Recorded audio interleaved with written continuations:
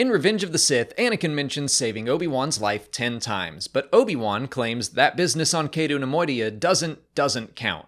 The new book Star Wars Brotherhood by Mike Chen has finally told us the canon story, so today I'll summarize what happened and we can discuss whether or not that business should count.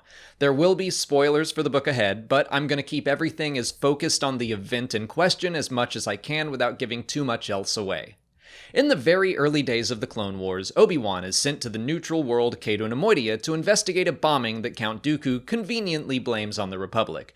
Kenobi's job is to absolve his side of any guilt, but he does find evidence that the Republic may have been responsible, alongside evidence implicating the Separatists as well. While he attempts to unravel the mystery, he keeps the evidence to himself.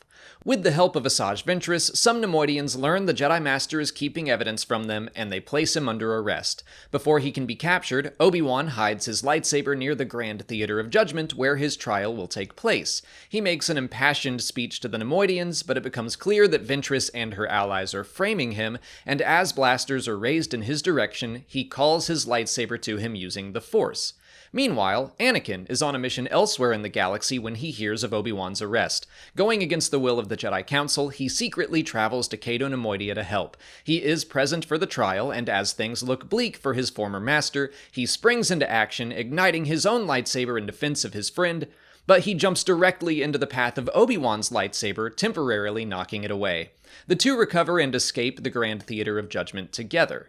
I won't go any farther than that for the sake of further spoilers, the book is still fairly new, but I do want to applaud how this section was written. In hindsight and describing it as I just have, it's obvious how that was that business on Cato Neimoidia. But when I was reading it, I think I read several more pages before realizing that, oh my gosh, that was that business on Cato Neimoidia. Mike Chen wrote it without being too on the nose and without immediately going, look, it's that thing.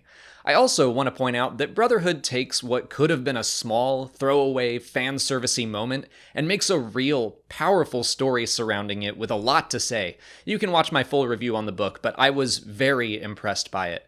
But yeah, the basic story here is that Obi-Wan had a plan that he didn't get to execute because Anakin literally dove into the middle of it and messed it up. So, from Anakin's point of view, he saved Obi-Wan's life. But from Obi-Wan's point of view, he had it all under control. So, did that business count? That's up for debate, but I did get the chance to ask an expert on the matter, author Mike Chen. Without spoilers, in your opinion, does that business on Cato Neimoidia count? I'd say, of course it does, because so without spoilers, even though Obi-Wan had a plan, plans go sideways. So, if Anakin crashes into it and gets you through it, then it counts. So, okay, we'll put another tick 10 times, Yeah, Obi-Wan, right. sorry. So there you have it. Mike Chen thinks Kenobi is in the wrong and Anakin is right. He saved Obi-Wan's skin 10 times as of Revenge of the Sith.